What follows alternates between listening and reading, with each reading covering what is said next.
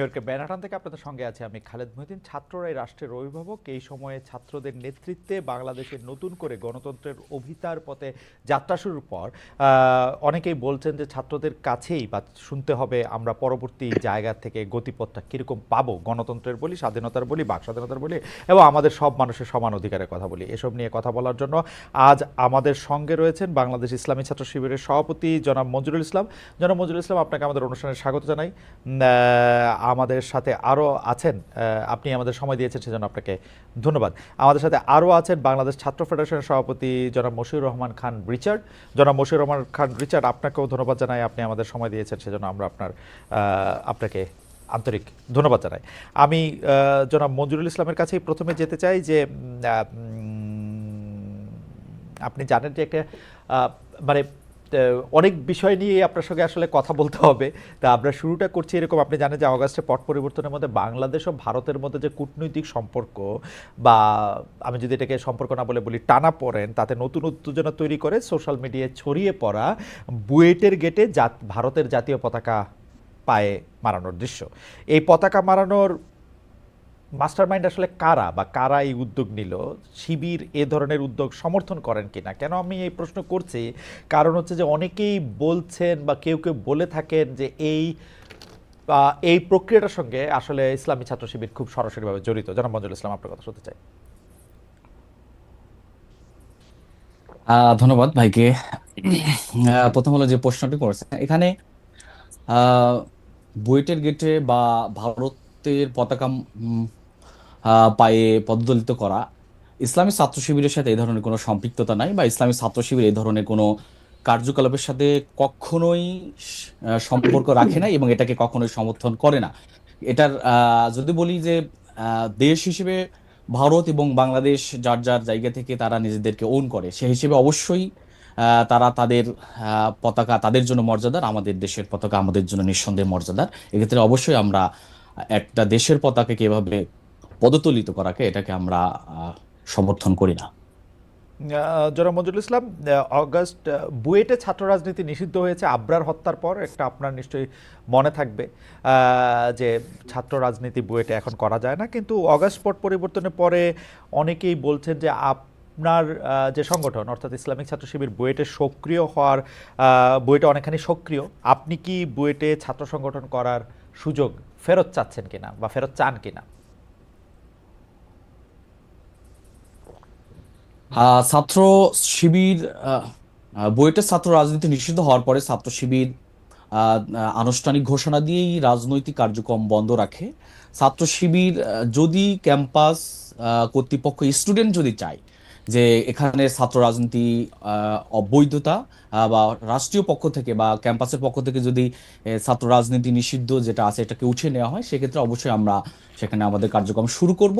এখন পর্যন্ত যেহেতু ক্যাম্পাস বা ছাত্র ক্যাম্পাসের এরা ছাত্র রাজনীতি চায় না, সেক্ষেত্রে আমাদের বক্তব্য হলো যে আমরাও ছাত্রদের সাথে একাত্মতা পোষণ করে আমরাও ছাত্র রাজনীতি বইটি আপাতত চাই না। যদি ছাত্ররা চাই আমরা নিঃসন্দেহে সেখানে কার্যক্রম শুরু করব। আপনাকে ধন্যবাদ। জনাব মশিউর রহমান খান রিচার্ড, গত বছরই ছাত্রদল, ছাত্র ফেডারেশন সহ 15টি ছাত্র সংগঠন মিলে ফেসিবাদ বিরোধী ছাত্র ঐক্য গঠন করেছিলেন আপনারা। সেখানে ছাত্র শিবির বা ছাত্র ইউনিয়ন ছিল না কেন? আপনারা সরাসরি আওয়ামী সরকারের পতনের দাবি নিয়েছিলেন। এই দাবির আলোকে আপনাদের ছাত্র রাজনীতিকে আমরা আসলে একটি লেজুর ভিত্তিক রাজনীতি বলতে পারি কিনা? কারণ হচ্ছে যে সরাসরি আমরা দেখেছি যে সরাসরি কোনো একটা রাজনীতিক বা সরকার পতন নয়, কোটা আন্দোলন দিয়েই আসলে আন্দোলনটা শুরু হয়েছে এবং এর মধ্যেই আসলে জনগণ বেশি সম্পৃক্ত হয়েছে। আপনি কি মনে করেন যে আসলে মানে একটা দলের, রাজনৈতিক দলের দলের ও সমর্থন বা অনুসমর্থন আপনাদের আসলে খুব বেশি এগিয়ে নেয় ধন্যবাদ। কিনা? ধন্যবাদ খালেদ মহিউদ্দিন ভাই, আপনাকে এবং আপনার ঠিকানার টিমকে এবং যারা শুনছেন আমার সহ-আলোচক সহ সবাইকে বাংলাদেশ ছাত্র ফেডারেশনের পক্ষ থেকে শুভেচ্ছা এবং আসসালামু আলাইকুম। আমরা দীর্ঘদিন ধরে একটা ফ্যাসিবাদী ব্যবস্থার মধ্যে ছিলাম এবং ছাত্র ফেডারেশন জন্মলগ্ন থেকেই একটা গণতান্ত্রিক শিক্ষা এবং রাষ্ট্র ব্যবস্থার জন্য লড়াই করছে। তারই ধারাবাহিকতায় যখন বিগত আওয়ামী লীগের নেতৃত্বে একটা একদলীয় ফ্যাসিবাদী ব্যবস্থা এখানে প্রতিষ্ঠিত হয়, তখন আমরা শিক্ষা, কাজ এবং ভোটাধিকারের দাবিতে বৃহত্তর ছাত্র ঐক্যের জন্য আমরা দীর্ঘদিন ধরে লড়াই করেছি। বিশেষ করে 2018 সালে যখন রাতের ভোট হয়, তখন এটা পরিষ্কারভাবে প্রতীয়মান হয়। এবং আমরা দেখেছি যে এটা শুধু আহ আহ রাষ্ট্রের জাতীয় নির্বাচন প্রশ্নই না, একদম বিশ্ববিদ্যালয় পর্যন্ত প্রত্যেকটা শিক্ষাঙ্গনে একটা সন্ত্রাস এবং দখলদারিত্বের একটা চূড়ান্ত অবস্থা এখানে বিরাজমান ছিল। ফলে আমরা চেষ্টা করেছিলাম ক্রিয়াশীল সকল গণতান্ত্রিক শক্তিগুলোকে কিভাবে ঐক্যবদ্ধ করে, ছাত্র রাজনৈতিক শক্তিগুলোকে কিভাবে ঐক্যবদ্ধ করে এই ছাত্রলীগের যে সন্ত্রাস দখলদারিত্ব তার বিরুদ্ধে এবং এই ফ্যাসিস্ট আওয়ামী লীগের শাসনের বিরুদ্ধে একটা গণতান্ত্রিক শিক্ষা এবং রাষ্ট্র ব্যবস্থা বিনির্মাণে কিভাবে একটা ঐক্যবদ্ধ প্ল্যাটফর্মে এসে লড়াইটা গড়ে তোলা যায়। আমি সেই লড়াই গড়ে তুলতে তুলতে আমরা এক পর্যায়ে, আপনি যেটা বললেন যে ফ্যাসিবাদ বিরোধী ছাত্র ঐক্য, সেই ছাত্র ঐক্য গড়ে তুলি। এবং সেই ছাত্র ঐক্যের ক্ষেত্রে আমাদের আহ্বান ছিল প্রত্যেকটা গণতন্ত্রকামী ছাত্র শক্তির পক্ষে প্রতি, যাতে তারা এখানে যুক্ত হন। সেক্ষেত্রে আপনি যেটা বললেন, ছাত্র ইউনিয়ন সহ যে বামপন্থী ধারার যে ছাত্র সংগঠনগুলো, তারা একটা গণতান্ত্রিক ছাত্র জোট গঠন করে এবং আমরা তাদেরকে আহ্বান জানিয়েছিলাম, তাদের সাথে আমরা কথা বলেছিলাম। কিন্তু তারা কেন সেই ঐক্যে আসেননি সেটা আসলে তারাই উত্তর দিতে পারবেন। আমরা প্রত্যেকের কাছে আহ্বান জানিয়েছি। আর শিবির প্রশ্নে আসলে যেহেতু আমরা এখন পর্যন্ত শিবির রাজনৈতিকভাবে 1971 সালে বাংলাদেশের স্বাধীনতার এবং গণ আকাঙ্ক্ষার যে বিরুদ্ধে তাদের যে দল জামাতে ইসলাম, তাদের যে অবস্থান, সেটা যেহেতু এখন পর্যন্ত পরিষ্কার না, এমনকি অভ্যুত্থান পরেও এখন পর্যন্ত আমরা দেখতে পাচ্ছি তাদের রাজনৈতিক পয়েন্ট গুলো এখন পর্যন্ত পরিষ্কার না। ফলে না থাকার ফলে যে জনমনে যে বিভ্রান্তি, সেই বিভ্রান্তি তৎকালীন বাস্তবতায়, আমরা জানি যে তৎকালীন যে বাস্তবতা ছিল সেটা সকল প্রশ্নেই আমরা দেখেছি প্রত্যেকটা আন্দোলনকারী শক্তিকে মুক্তিযুদ্ধ বিরোধী হিসেবে ট্যাগ দেওয়া হয়েছে, চরমভাবে দমন পীড়ন করা হয়েছে। নানা ধরনের স্ট্র্যাটেজির জায়গা থেকে আমরা ভেবেছি যে আমরা যাতে যার যার জায়গা থেকে আমরা শিবিরকেও আহ্বান জানিয়েছি যাতে তারা তাদের জায়গা থেকে এই লড়াইটা জারি রাখেন, এবং আমরা যারা সম্ভব ছিলাম আমরা তারা ঐক্যবদ্ধ হয়েছি এবং আমরা লড়াইটাকে আমাদের সামর্থ্য অনুযায়ী আমরা গড়ে তোলার চেষ্টা করেছি। আর লেজুর বৃত্তির প্রশ্নে ছাত্র ফেডারেশন তার জন্মলগ্ন থেকেই লেজুর বৃত্তির বিরুদ্ধে, এবং ছাত্র ফেডারেশন একটা ছাত্র সংগঠন যারা একটা রাজনৈতিক দলের জন্ম দিয়েছে। ছাত্র ফেডারেশনের সাবেক সভাপতি বর্তমানে যিনি গণসংহতি আন্দোলনের প্রধান সমন্বয়কারী জুনায়েদ সাকি, ফলে তার রাজনৈতিক গণসংহতি আন্দোলনের রাজনীতি নির্মাণের প্রশ্নে একটা গণমানুষের রাজনৈতিক দল নির্মাণের প্রশ্নটা ছাত্র ফেডারেশন তার রাজনৈতিক প্রয়োজনেই মনে করে যে এটা একটা প্রয়োজন জাতীয় স্বার্থে। সেই জায়গা থেকে আমরা একে অপরের সহায়ক শক্তি, কিন্তু আমরা আমাদের স্বতন্ত্র রাজনীতি নির্মাণ করি এবং আমরা আমাদের প্রত্যেকটি প্রক্রিয়ায় আমরা আমাদের সিদ্ধান্ত গণতান্ত্রিক ভাবে আমরা আমাদের ছাত্র সমাজের আমাদের সদস্যদের প্রত্যেকের মতের মধ্য দিয়ে আমরা গ্রহণ করি। ফলে সেই ক্ষেত্রে ছাত্র ফেডারেশনের সাথে লেজুর বৃত্তির কোনো আসলে সম্পর্ক নেই, বরঞ্চ আমরা লেজুর বৃত্তির বিরুদ্ধে আমরা আমাদের রাজনৈতিক স্ট্যান্ড। জনাব রিচার্ড, আপনাকে ধন্যবাদ। আমি একটু আবার জনাব মঞ্জুরুল ইসলাম আপনাকে যেতে চাই। জনাব মঞ্জুরুল ইসলাম, আমার মূল প্রশ্নে যাওয়ার আগে আপনি কি একটু এই বিষয়ে কথা বলতে চান যে ছাত্র শিবিরের রাজনীতি বা তাদের কিছু বিষয়ে তাদেরকে মানে আপনি শুনেছেন যে ছাত্র ফেডারেশনের সভাপতি যা বললেন, আপনি কি বিষয়ে একটু রেসপন্ড করবেন? জি ধন্যবাদ। এখানে যে বিষয়টি স্পষ্ট হওয়া উচিত, ছাত্র শিবিরের জন্ম 1977 সালে এবং ছাত্র শিবির এই মুক্তিযুদ্ধকে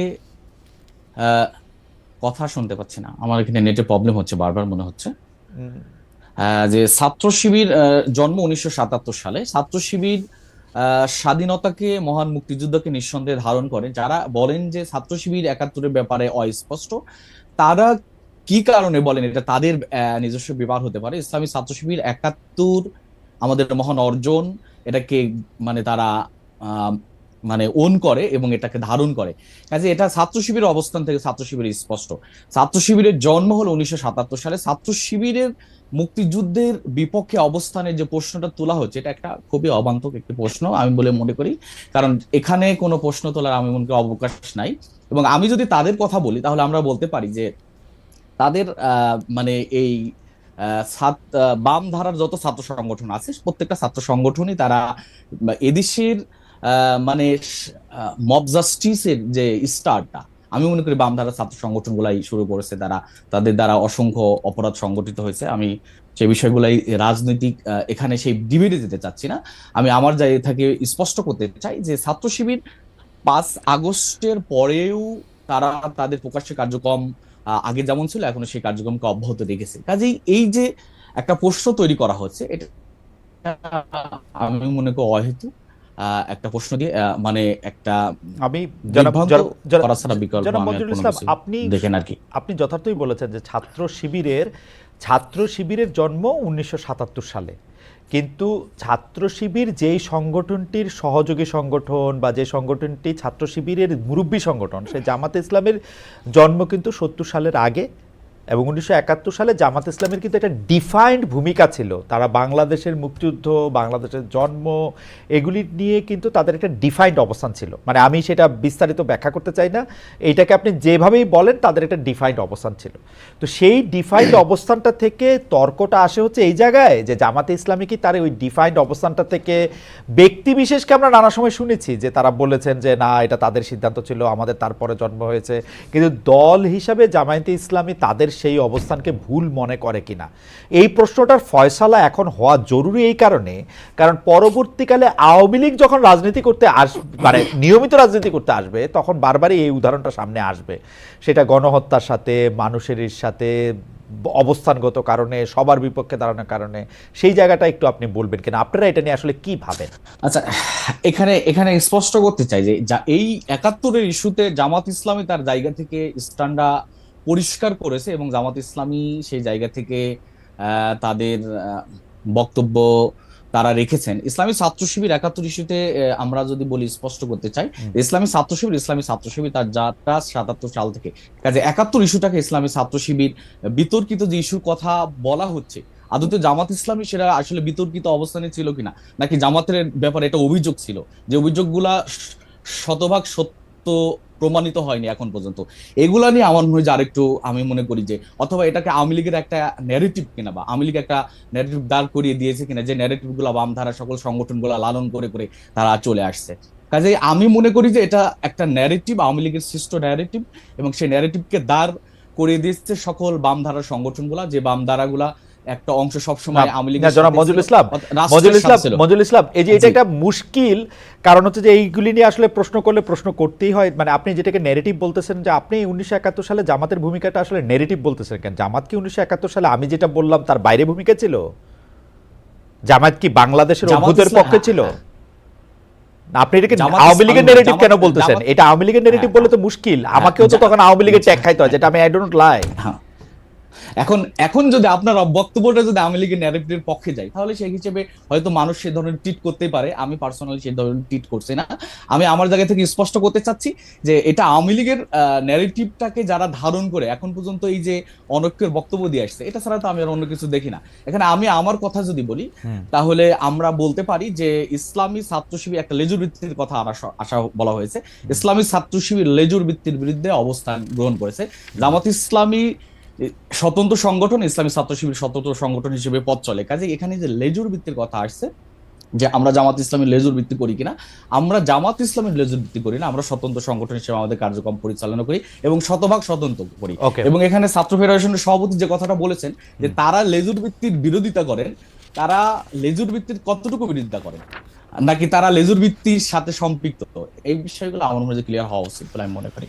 জি, লেজুর ভিত্তির প্রশ্নে জনাব মঞ্জুরুল ইসলাম, আমি আসলে এই পর্বে আপনাকে এই প্রশ্নটা করতে পারলাম না, প্রশ্নটা করে রাখবো। আচ্ছা ঠিক আছে, আমি আসছি আপনাকে, দ্রুতই আপনার কাছে আসছি। আবার আমি এটি ছাত্র ফেডারেশনের সভাপতি জনাব রিচার্ডের কাছে করতে চাই যে 7 নভেম্বর জাতীয় বিপ্লব ও সংহতি দিবস ছিল। একটা পোস্টার সাটানোকে কেন্দ্র করে সাধারণ শিক্ষার্থীদের ব্যানারে ঢাকা বিশ্ববিদ্যালয়ের ছাত্রদল বিরোধী বিক্ষোভ হয়েছে একাধিক দিন, যেখানে সেখানে ছাত্র রাজনীতি নিষিদ্ধের বিরুদ্ধেও মিছিল হয়েছে। এই মিছিলের দাবি দেওয়ার সঙ্গে আপনারা একমত কিনা? অর্থাৎ সাধারণ শিক্ষার্থীদের যে ব্যানার, মানে এটা কিন্তু আসলে একদম, আমরাও ঢাকা ইউনিভার্সিটিতে পড়েছি, আপনারাও বিশ্ববিদ্যালয়ের ছাত্র ছিলেন, আছেন এখনো, মানে সাধারণ শিক্ষার্থী বলে কিন্তু আসলে কিছু নাই। সাধারণ শিক্ষার্থীদের ব্যানারটা ব্যবহার করা হয় একটা মানে কি বলবো, একটা নির্দিষ্ট উদ্দেশ্য থেকেই, কারণ তাদেরও একটা রাজনৈতিক উদ্দেশ্য থাকে বলে মনে হয়। আপনি এই সম্পর্কে কি বলবেন, যে মানে বিএনপির একটা পোস্টার, মানে যেটা আসলে বিপ্লব ও সংহতি দিবসের একটা পোস্টার সাটানোকে কেন্দ্র করে সাধারণ শিক্ষা, এটা কি আসলে আপনারা আয়োজন করছিলেন, মানে ছাত্রদল যাতে খুব বেশি না পায়, নাকি কারা করছিল জনাব রিচার্ড? প্রথমত 7ই নভেম্বরকে কেন্দ্র করে যে পোস্টার সাটানো, আমরা মনে করি যে পোস্টার পোস্টার লিফলেটিং, এগুলো তো প্রত্যেকটা সংগঠনের গণতান্ত্রিক রাজনৈতিক অধিকার, এবং এর মধ্য দিয়েই তারা ছাত্র সমাজের কাছে বা জনগণের কাছে প্রচার হবে, পরিচিতি পাবে, আর তাদের কর্মসূচি নিয়ে হাজির হবে। তো সেই জায়গা থেকে সেটাকে আমরা কোনোভাবেই অগ্রহণযোগ্য কিছু মনে করি না, কিন্তু সেটারও একটা আসলে লিমিট থাকে। সেই জায়গা থেকে আমার মনে হয় যে 7ই নভেম্বরকে কেন্দ্র করে হলে হলে যে পরিমাণ পোস্টারিং হয়েছে, সেই পোস্টারিংটা দৃষ্টিকটু পর্যায়ে পৌঁছেছে। সেটা আমরা ব্যক্তিগত পর্যায়ে আমাদের ছাত্র দলের যারা সহযোদ্ধা আছেন তাদের সাথে আমরা বিষয়টিকে শেয়ার করেছি, জানিয়েছি যে জিনিসটাকে তারা আরো সংযত পর্যায়ে নিয়ে এসে করতে পারতেন। কিন্তু এর বাইরে ছাত্রদের মধ্যে থেকে যে বিক্ষোভ সংগঠিত হয়েছে, যেটি আপনি বললেন সাধারণ শিক্ষার্থীদের নামে, সাধারণ শিক্ষার্থী অভ্যুত্থানের পরে সাধারণ শিক্ষার্থীদের একটা নতুন রাজনীতি হাজির হচ্ছে। আমরা অনেক কিছু দেখছি, মব তৈরি হচ্ছে, মব সন্ত্রাস তৈরি হচ্ছে অনেক সময়, সেগুলো আসলে অনেকাংশে সাধারণ শিক্ষার্থীদের নামে হচ্ছে। কিন্তু আমরা আবার যখন খুঁজে বের করি অনেক কিছু হয়তো প্রকাশ্যে চলে আসে, যেটা দেখা যায় যে সেখানে আর সাধারণ শিক্ষার্থী থাকে না, কোনো না কোনো রাজনৈতিক শক্তির পূর্বতন সম্পর্কিত কোনো গোষ্ঠী তারা হয়তো এখানে ভূমিকা রাখে। আমরা যেমন তোফাজ্জল হত্যাকাণ্ড আপনার নিশ্চয়ই স্মরণে আছে, সেখানে যেই ঘটনাটা ঘটেছিল মব সন্ত্রাস, সেটাও কিন্তু সাধারণ শিক্ষার্থীদের নামে হয়েছিল। কিন্তু সেখানে আমরা পরবর্তীতে দেখলাম যে তারা আসলে ছাত্রলীগের পরবর্তীতে তারা ছাত্রলীগের সাথে জড়িত ছিলেন। ফলে এই ঘটনার সাথে ছাত্র রাজনীতি নিষিদ্ধ বা বিরাজনীতিকরণ প্রক্রিয়ার সাথে কারা জড়িত এই বিষয়ে আমরা আসলে পরিষ্কার না। তবে কিছুটা ধারণা অনেকে অনেকভাবে বলেন, আমরা সেখান থেকে এক ধরনের পারসেপশন সমাজের ভিতরে ক্রিয়েট হয়, সেক্ষেত্রে কেউ পারসেপশনকে গ্রহণ করতে পারেন, নাও পারেন। কিন্তু আমরা একটা জিনিস দেখেছি যে ছাত্র রাজনীতি নিষিদ্ধের জন্য ঢাকা বিশ্ববিদ্যালয়ের ছাত্র আন্দোলন বিষয়ক সম্পাদক ছাত্র শিবিরের তাকে আমরা রাজুতে প্রোগ্রাম করতে দেখেছি সাধারণ শিক্ষার্থীদের ব্যানারে। ফলে এগুলো যখন ছাত্ররা দেখে তখন ছাত্রদের মধ্যে এক ধরনের পারসেপশন যায়। আর আমি আরেকটা প্রশ্নে আচ্ছা, আপনি এই প্রশ্নটা আসার আগে আপনি একটু জনাব মঞ্জুরুল ইসলাম একটা মন্তব্য করেছিলেন, সেই মন্তব্য সম্পর্কে আপনি যদি এই ব্যাপারটা একটু এটা করেন যে বাংলাদেশে মব জাস্টিস যেটা যে এবং সাদা আইন হাতে তুলে নেওয়া বিভিন্ন সময় বিভিন্ন কি বলবো যে যেটা বাংলাদেশে আইনে নাই, সংবিধানে নাই, বিচারে নাই, সেগুলি করার ক্ষেত্রে বাম সংগঠনের অনেককে অনেকভাবে দায়ী করেছেন। সেটা নিয়েও যদি একটু আপনি বলেন যে এই ক্ষেত্রে আমি তার সাথে কিছুটা একমত যে বাম সংগঠনের মধ্যে এই প্রবণতা ছিল আগেও। আমরা প্রথমত 71, 47, 71 এবং 24 কোনো কিছুকে ইতিহাসকে মুছে দেওয়ার যে অপচেষ্টা, আমরা সেটার বিরুদ্ধে। এবং আমরা মনে করি যে ছলচাতুরি করে আসলে ইতিহাসকে নির্মাণও করা যায় না এবং ইতিহাসকে মুছেও দেওয়া যায় না। ফলে সেই জায়গা থেকে আমরা গণতান্ত্রিক রীতিনীতি মেনে প্রত্যেকের রাজনৈতিক স্বাধীনতা পক্ষে, এবং সেই জায়গা থেকে আমরা মনে করি বাংলাদেশের বামপন্থী ছাত্র সংগঠন কিংবা জামাতে ইসলামের ছাত্র সংঘ, ছাত্র শিবির সহ প্রত্যেকেরই নানা ধরনের ভূমিকা আছে। সেই ভূমিকাগুলোকে নানাভাবে একে অপরের নামে অভিযোগ করার একটা সংস্কৃতি এখানে আছে। সেই জায়গা থেকে আমরা একটা প্রস্তাব অভ্যুত্থানের পরে হাজির করেছিলাম যে 71-এর পর থেকে প্রত্যেকটি ক্যাম্পাসে সংগঠিত যত ধরনের ছাত্র হত্যাকাণ্ড ঘটেছে, যার যার নামে যেই অভিযোগ আছে, একটারও কিন্তু আসলে কোনো ধরনের বিচার হয় না। ফলে আমরা মনে করি যে সেটার একটা আলাদা বিচার বিভাগীয় তদন্ত হওয়া দরকার, কমিশন হওয়া দরকার, এবং সেখানে কার কতটুকু দায় আছে সেটা আসলে ছাত্র সমাজের কাছে পরিষ্কার হওয়া দরকার। আর এর বাইরে বামপন্থীদের প্রশ্নে বামপন্থী ছাত্র সংগঠনগুলোর উত্তর আসলে বামপন্থী ছাত্র সংগঠনগুলোই দিতে পারবে, তাদের জোট গণতান্ত্রিক ছাত্র জোট দিতে পারবে। আমরা সেই জোটের অংশ না, এবং আমরা নিজেদেরকে বামপন্থী ছাত্র সংগঠন হিসেবে ক্লেম করি না। আমরা একটা গণতান্ত্রিক রিচার্ড, আপনার কি মনে হয় কিনা যেমন 1971 সালে জামাত বাংলাদেশের অভ্যুদয়ের বিরোধিতা করেছে, স্বাধীনতার বিপক্ষে দাঁড়িয়েছে, অনেক ফতোয়া দিয়েছে, অনেক বয়ান দিয়েছে, এখন যেটাই যেভাবে আসুক না কেন, কিন্তু আমরা যখন 2023-এ, 24-এ, 22-এ, 21-এ, 20-এ, 19-এ, 18-তে প্রত্যেকবার স্বাধীনতার যে ফান্ডামেন্টালস আছে সেগুলিকে আমরা যখন ধ্বংস হইতে দেখছি, এবং যখনই এটা নিয়ে কেউ প্রতিবাদ করতে গেছে তাকে একটা জামাত শিবির ট্যাগ দেওয়া হয়েছে। কেউ যদি এই কথা বলতে গেছে যে যে আপনারা এটা কেমনে করতেছেন, স্বাধীনতার নামে আমরা এটা কেন করতেছেন, তখন এটাকে আরেকটা করা হয়েছে। এই প্রবণতাটা থেকে রেহাই কেমনে পাওয়া যাবে? মানে ইসলামী ছাত্র শিবির যাদের জন্ম 1977 সালে, তারা একটা লেজিটিমেট কথা বলতে গেলেও তাদেরকে কেন 71-এর কথা তাদেরকে শুনতে হবে?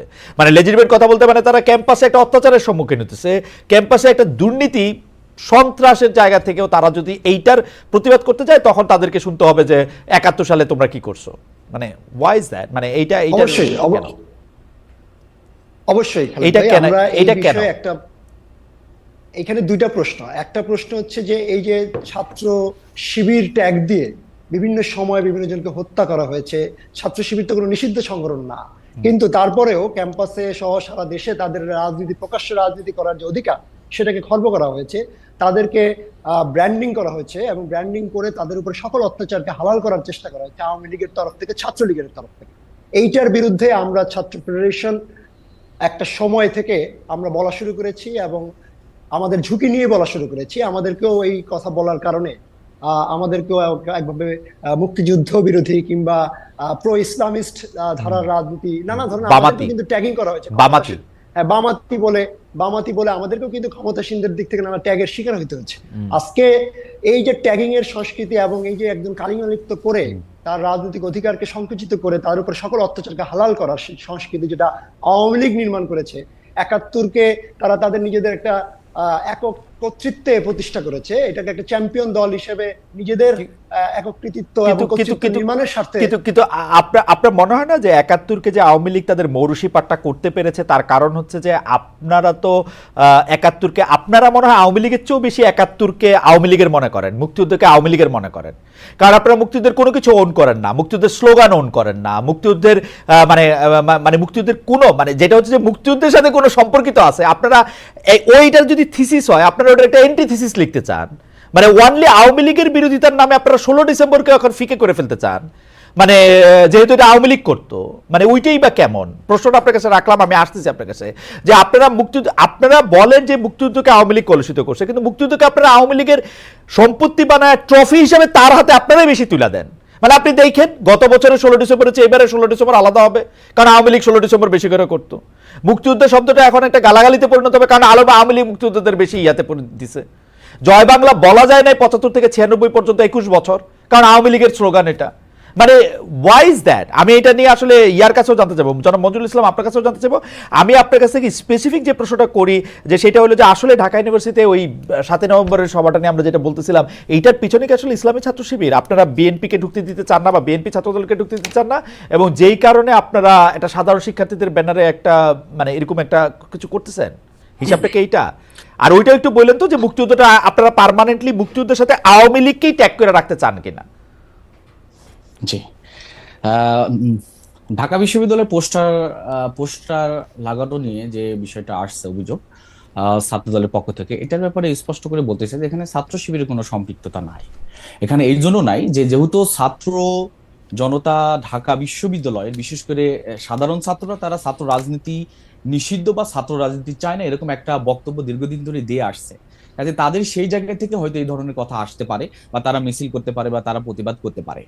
এইটা ছাড়া ইসলামী ছাত্র শিবির এর সাথে সম্পৃক্ত এটার অভিযোগ তোলা যায় বা অভিযোগ হয়তো মানে দু একজন তুলছেন, বাট ইসলামী ছাত্র শিবিরের অভিযোগ এবং সত্যতা প্রমাণ করা কখনো সম্ভব হয়নি। আর আরেকটি বিষয় মুশির রহমান রিসার্ট ভাই বলছেন, সেটা বলতেছে ছাত্র শিবির ছাত্র রাজনীতি নিষিদ্ধ চায় না। ছাত্র শিবির ছাত্র রাজনীতির পক্ষে বক্তব্য দিয়ে আসছে এবং ছাত্র শিবির ছাত্র রাজনীতির সংস্কার চাই। সংস্কারটা কি, সংস্কার নিয়ে একটা আলাদা আলোচনা হতে পারে। কাজে এখানে আমি যদি বলি যে ঢাকা ইউনিভার্সিটিতে পোস্টার লাগানো এবং সেই পোস্টারের বিরুদ্ধে মিছিল করা ইত্যাদি এই ঘটনার সাথে ছাত্র শিবিরের কোনো সম্পৃক্ততা নাই। আর মুক্তিযুদ্ধের ব্যাপারে যদি বলি, মুক্তিযুদ্ধের ক্ষেত্রে মুক্তিযুদ্ধ নিঃসন্দেহে আমাদের একটা পরম পাওয়া, যে যার মাধ্যমে আমরা একটা নতুন জাতি হিসেবে আমাদের নিজেদেরকে পরিচয় দিতে পারি। এখানে মুক্তিযুদ্ধ আওয়ামী লীগ করতো, বেশি উদযাপন করতে, এখন আমরা করব না, আমরা মনে হয় যে এই জায়গা আমরা বিশ্বাসী না।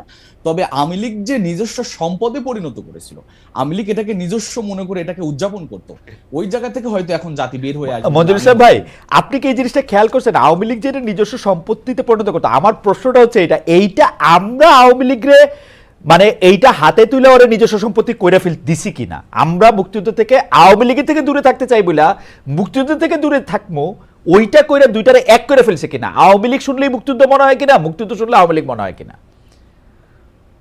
না, এখানে আমরা আওয়ামী লীগকে মুক্তিযুদ্ধ তুলে দিয়েছি ব্যাপারটা এরকম না, বরং আওয়ামী দুঃশাসনের এই সময়গুলোতে বা মুক্তিযোদ্ধার যে মানে তারা যেভাবে লালন করতো বা এক পেশি লালন, এটা হয়তো আমাদের পক্ষ থেকে বা আমাদেরকে সেই স্পেস গুলা দেওয়া হয় না। আমরা মুক্তিযুদ্ধ 16 ডিসেম্বরে আমরা কোনো র্যালি করতে পারি নাই, আমাদেরকে 1 মিনিট 2 মিনিটের র্যালি করতে দেওয়া হয়েছে, আমরা জোর করে র্যালি করেছি। প্রশাসন আমাদেরকে এইবার তো আপনারা প্রশাসনের সাথে আপনাদের সবচেয়ে বেশি খাতিল মনে হয়। এবার কত বড় করবে র্যালি? প্রশাসনে এবার কত বড় র্যালি করবে? 16 ডিসেম্বর আসতেছে তো। প্রশাসনের সাথে আমাদের খাতির নাই, আমরা এটা চিন্তা করব, র্যালি হওয়ার পর আপনারা জানতে পারবেন যে এটা বড় করে করবেন কিনা সেটা জানতে চাইতেছি। সেটা বড় করে করব কি করব না সেটা সিদ্ধান্ত আসবে মানে বেশি দিন তো নাই, পরিকল্পনা না করলে অত বড় করে করতে পারবেন না তো নিশ্চয়ই। এটা আমরা আপনাদের একদিন 2 দিনের ব্যবধানে অনেক বড় পরিকল্পনা করে বাস্তবায়ন করতে পারি, আহ, যার পারি আর কি। আচ্ছা আমি প্রশ্নটা করি, থ্যাংক ইউ। আমি প্রশ্নটা করি যে আওয়ামী লীগ সরকার পতনের পর আমরা খেয়াল করেছি যে ছাত্রলীগে থাকা ছাত্র শিবির নেতার আত্মপ্রকাশ ঘটতেছে নানাভাবে, এমনকি জুলাই আন্দোলনের সমন্বয়কও আমরা দেখতে পাচ্ছি যে ছাত্র শিবির নেতা। এই ধরনের কৌশলের কারণে গত 15 বছর শিক্ষা জীবন, ছাত্র রাজনৈতিক কেরিয়ার সবই আপনারা ঠিক রাখতে পেরেছেন, কিন্তু ছাত্রদলের অনেকে শিক্ষা জীবন কেরিয়ার ধ্বংস হয়ে গেছে বিগত সরকার আওয়ামী লীগ ছাত্রলীগের নিপীড়নের কারণে। অনুপ্রবেশের এই রাজনীতি কি আপনাদের সাংগঠনিক সিদ্ধান্ত হয়েছে নাকি ব্যক্তিগত সিদ্ধান্তে? প্রথম হলো যে অনুপ্রবেশ বলতে, অনুপ্রবেশে এটা ধরেন আমি ছাত্র শিবির করি, আমি ছাত্রলীগের একটা কেন্দ্রীয় পদ নিয়ে বসে আছি, আমি 2 মাস পরে গিয়ে অনুপ্রবেশ করছে বলে আমার জানা নাই। না না আমার জানা নাই, আমি শিবিরের কেন্দ্র সভাপতি হিসেবে বলে আমার জানা নাই। ছাত্র শিবিরে অনুপ্রবেশের অভিযোগ নিয়ে আসা হয়েছে। অভিযোগগুলো আমি বলতে পারি। ঢাকা বিশ্ববিদ্যালয়ের সেক্রেটারি ব্যাপারে একটা অভিযোগ আসছিল, তিনি কোনো ছাত্রলীগের কোনো কমিটিতে ছিল না, তিনি ছিল ঢাকা বিশ্ববিদ্যালয়ের একটা ডিবেটিং সোসাইটির একটা ক্লাবের সে হলো দায়িত্ব পালন করতো। এটা ছাড়া আর কোনো কিছু আমার কাছে মনে হয় যে কেউ স্পষ্ট করতে পারবে না বা প্রমাণ করতে পারবে না, অভিযোগ করতে পারবে। তবে এটা অভিযোগ প্রমাণিত যে অসংখ্য মানে দলীয়, মানে আমি একদম স্পেসিফিকলি বলি, আমি একটু স্পেসিফিকলি বলি, আপনি একটু যারা মজুল ইসলাম, ঢাকা ইউনিভার্সিটি কমিটি থেকে মজুল ইসলাম ভাই, মজুল ইসলাম ভাই এরকম আমরা কিন্তু দেখতে পাচ্ছি। মজুল ইসলাম ভাই আপনাকে, মজুল ইসলাম ভাই আপনাকে অনেকে ফলো করেন এবং আপনার কাছে আপনার মুখে শুনলে এটা পরিষ্কার হয়ে যাবে। মজুল ইসলাম ভাই, এই যে ঢাকা বিশ্ববিদ্যালয়ের শাখার যে সেক্রেটারি, বাংলাদেশ ইসলামী ছাত্র শিবিরের জেনারেল সেক্রেটারি জনাব এস.এম. ফরহাদ, সমাজ কল্যাণ ও গবেষণা ইনস্টিটিউটে কি ছাত্রলীগের পদ ছিল না ওনার? না, ছাত্রলীগের মানে এস.এম. ফরহাদ বলে মানে মানে এস.এম. ফরহাদ বলে আরেকজনকে মানে ছাত্র শিবির এস.এম. ফরহাদ বলে চালিয়ে দেওয়ার যে একটা মানে কালচার, এটা আমরা দেখে আসছি, যে ট্যাগ দিয়ে দেয়া যে এই নিয়ে হলো ইসলামী, মানে উনি ছাত্রলীগ করেন নাই কোনোদিন? আমরা স্পষ্ট করেছি না, উনি ছাত্রলীগ করেন নাই। আমরা আমাদের পক্ষ থেকে, ঢাকা ইউনিভার্সিটির পক্ষ থেকে আমরা স্টেটমেন্ট দিয়ে পরিষ্কার করছি বিষয়টাকে। না, উনি ছাত্রলীগ করেন নাই, উনি ডিবেট ক্লাবের সাথে উনি সম্পৃক্ত ছিল। আর যে এস.এম. ফরহাদের কথা বলা হচ্ছে এটা হলো অন্য এস.এম. ফরহাদ, সেটাও ক্লিয়ার করা হয়েছে, সেটাও সোশ্যাল মিডিয়াতে আসছে। কাজে যেটা ক্লিয়ার। এখানে আরেকটা বিষয় আমার একটু বাকি ছিল, আপনি বলেছিলেন যে এই প্রসঙ্গে লাস্ট, এই যে ইসলামী ছাত্র শিবিরের সভাপতি জনাব সাদিক কায়েম, যিনি আসলে সমন্বয়কদের একজন ছিলেন, তিনি তো আর ইসলামী ছাত্র শিবিরের পরিচয়ে সমন্বয়ক ছিলেন না, তারকে আরেকটা পরিচয় নেওয়া হয়েছিল, তাই না? ব্যাপারটা কি এরকম? মানে বুঝি নাই, মানে সমন্বয়ক হিসেবে, সমন্বয়কের ক্ষেত্রে আমরা স্পষ্ট করতে পারি যে আমাদের অনেক জনশক্তি আন্দোলনে ছিল, সরাসরি আন্দোলনে ছিল, এবং এই আন্দোলনে আমি মনে করি যে এই আন্দোলনের অন্যতম স্টেক হোল্ডার হিসেবে ইসলামী ছাত্র শিবির ভূমিকা পালন করেছে। সে হিসেবে অনেকেই দায়িত্ব পালন করেছেন। এক্ষেত্রে ঢাকা বিশ্ববিদ্যালয়ের সভাপতি সমন্বয়কের দায়িত্ব ছিল, সমন্বয়ক হিসেবে দায়িত্ব পালন করেছেন। এখন উনি সমন্বয়কের দায়িত্ব নাই, কাজে এরকম ঘটনা বা 2-4 জন এরকম সমন্বয়ক ইসলামী ছাত্র শিবিরে থাকতে পারে, এবং এটা মানে অনেক ক্যাম্পাসে এটা পরিষ্কার হয়ে গেছে যে কারা ছিল। এরকম কিছু কিছু ক্যাম্পাসে আমাদের যারা ছিল তারা স্পষ্ট করেছেন যে আমি সমন্বয়ক ছিলাম। কাজে সমন্বয়ক হওয়াটা যদি এই আন্দোলনে, জি জি যে সমন্বয়ক হওয়াটাই আন্দোলনের জন্য আমি মনে করি যে মানে অপরাধের কোনো কিছু না। তিনি সমন্বয়ক হয়েছেন, না অ্যাবসলিউটলি মঞ্জুর ইসলাম ভাই, অ্যাবসলিউটলি এটা অপরাধের সাথে সম্পৃক্ত না। আমি বলতে চাইছিলাম যে তিনি তার পরিচয় গোপন করে অন্য একটা রাজনীতি করছেন কিনা, ছাত্র শিবিরের পরিচয় গোপন করে ছাত্র লীগ করতেন কিনা। বাংলাদেশে আমরা শুনছি ডিবেটের সোসাইটি দূরে থাক, ওই হলগুলির দারোয়ান হইতে হইলেও ছাত্রলীগ করতে হয়েছে এদের। ডিবেটের সোসাইটি তো ছাত্রলীগ না করে করতে পারবে না, মানে আমরা 15 বছরে আমরা যত জানি আর কি, সেইটা উনারা দলের সিদ্ধান্তে করছে না ব্যক্তিগত সিদ্ধান্তে করছে, সেটা ছিল হচ্ছে প্রশ্ন। না, এখানে আপনি যেটা প্রশ্ন করেছেন কোনোটাই ঠিক না আর কি। দলেরও সিদ্ধান্ত ছিল না, তার ব্যক্তিগত সিদ্ধান্ত ছিল না, তাই ছাত্রলীগের সাথে সম্পৃক্তও ছিল না। ছাত্রলীগের সাথে সম্পৃক্ত থাকার নৈতিকভাবে ছাত্র শিবিরের কোনো জনশক্তির অধিকার নেই, কারণ এটা সাংবিধানিকভাবে স্বীকৃত, অন্য কোনো দল বা সংগঠনের সাথে সম্পৃক্ত ওকে। থাকতে পারবে না। এক্ষেত্রে প্রশ্নই আসে না একজন বিশ্ববিদ্যালয়ের শাখার সেক্রেটারি কিভাবে অন্য একটা দলের চেয়ে কমিটিতে থাকেন বা অন্য দলের সাথে সম্পৃক্ত থাকেন। ঠিক আছে, আপনি যে প্রসঙ্গটা শেষ করতে চাইছিলেন সেটা একটু শেষ করেন। আমি একটু দর্শকদের কাছে জানতে চাইছিলাম যে অন্তর্বর্তী সরকার শিক্ষা প্রতিষ্ঠানে স্বাভাবিক পরিবেশ ফেরাতে পেরেছে বলে মনে করেন কিনা। দর্শকরা সমান দুই ভাগে ভাগ হয়েছেন। শতকরা 50 ভাগ মনে করছেন যে হ্যাঁ ফেরাতে পেরেছেন, শতকরা 50 ভাগ মনে করছেন যে ফেরাতে পারেননি। 69,000 দর্শক আমাদেরকে ভোট বা সিদ্ধান্ত পাঠিয়েছেন। এই আপনি যেটা বলতে চাইছিলেন যে প্রসঙ্গে, আমি সেটা যদি একটু বলেন। জনাব রিচার্ডের বলা কোনো প্রসঙ্গে আপনি রেসপন্ড করতে চেয়েছিলেন, জনাব মঞ্জুরুল ইসলাম। আচ্ছা, আমি যেটা বলতে চেয়েছিলাম সেটা হলো যে ছাত্র ছাত্র শিবিরের মানে এই ক্যাম্পাসের ক্যাম্পাসের ছাত্র রাজনীতি, প্রশ্নটা আবার মনে করলে ভালো বেটার হবে আর কি। প্রশ্নটা আমি একটু কনফিউজড না, হয়ে গেছি।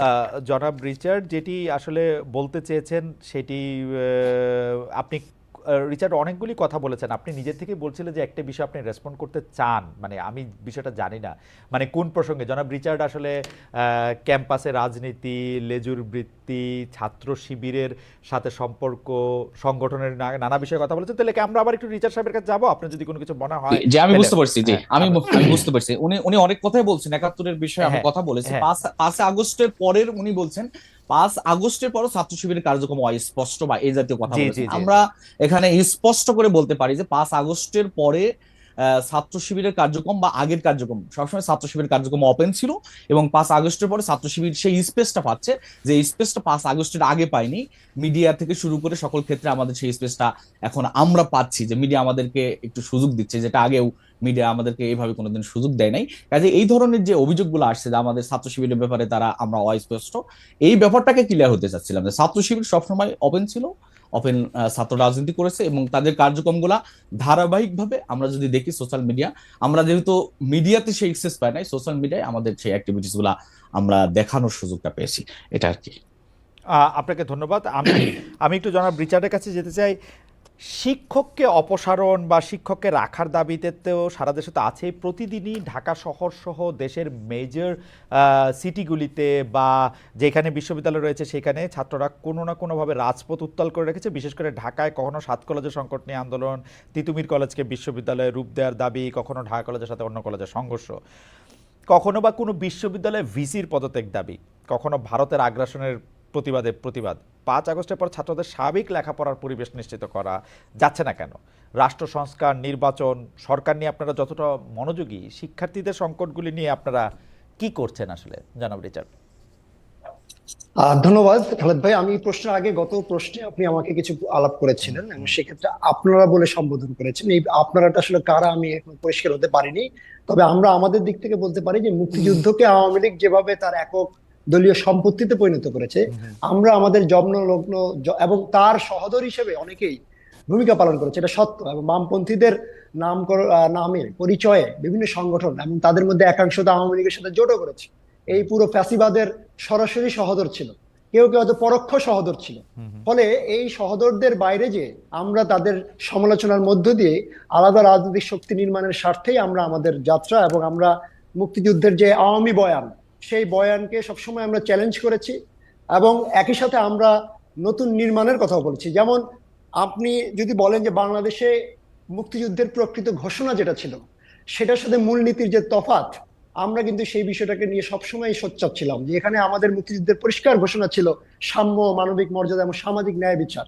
কিন্তু আমাদের 72 সাল থেকে যে যাত্রাটা, না, কিন্তু জনাব রিচার্ড এখানে দুইটা প্রশ্ন। একটা প্রশ্ন হচ্ছে যে আপনি আওয়ামী লীগের বয়ান বলছেন, একইভাবে শিবিরের যে সভাপতি আছেন আমাদের সঙ্গে তিনিও এটা আওয়ামী লীগের বয়ান নানাভাবে বলছেন।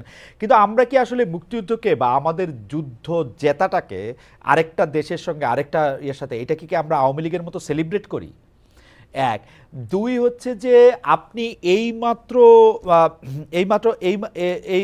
এইমাত্র যেটি বললেন, সরি আমি এটা এই জায়গাটা থেকে আপনি একটু আগে বলেন, নাহলে আমি এটা করে ফেলবো যে আমরা কি আওয়ামী লীগের মতো একই রকমভাবে এটা সেলিব্রেট করি কিনা। প্রথম প্রশ্ন হচ্ছে, আওয়ামী লীগ মুক্তিযুদ্ধকে সবচেয়ে বেশি বিতর্কিত করেছে। মুক্তিযুদ্ধের প্রচলিত যে আকাঙ্ক্ষা ছিল একটা বৈষম্যহীন, একটা সমতা ভিত্তিক সমাজ নির্মাণ, এমন একটা রাষ্ট্র নির্মাণ যে রাষ্ট্রে প্রত্যেকের অধিকারের প্রতিষ্ঠা পাবে এবং পরিচয়ের ভিত্তিতে কোনো ধরনের বৈষম্য হবে না, সেইটার বিপরীতে যে তারা মুক্তিযুদ্ধের একটা দলীয় চেতনা দাঁড়া করিয়েছে এবং সেই চেতনার নামে এই যে গত 15 বছর একটা ফ্যাসিবাদ কায়েম হয়েছে। প্রত্যেকটা গণতান্ত্রিক আন্দোলনকে তারা ট্র্যাকিং করেছে মুক্তিযুদ্ধ বিরোধী হিসেবে। সেটা তো ফলে আওয়ামী লীগের এটাকে যদি প্রবলেম, উদযাপন বলেন, সেটা তো আমরা আওয়ামী লীগের অবশ্যই প্রবলেম, তাই বলে তার আমরা অবশ্যই মুক্তিযুদ্ধটা সমস্যা সংকুল হয়ে যায় না, সেটা আওয়ামী অবশ্যই লীগের প্রবলেম। অবশ্যই আমরা প্রথমেই আলাদা করতে চাচ্ছি যে মুক্তিযুদ্ধকে উদযাপন আর আওয়ামী লীগের উদযাপন, এই যে দুইটা উদযাপন, এটা সম্পূর্ণ আলাদা একটা বিষয়। রাইট। আওয়ামী লীগ মুক্তিযুদ্ধকে তার দলীয় স্বার্থে ব্যবহারের উদ্দেশ্যে, তার ফ্যাসিবাদী শাসন ব্যবস্থার প্রতিষ্ঠার স্বার্থে ব্যবহার করেছে। ফলে জনমনে মুক্তিযুদ্ধ আর আওয়ামী লীগের মনে মুক্তিযুদ্ধ সম্পূর্ণ দুইটা ভিন্ন বিষয়।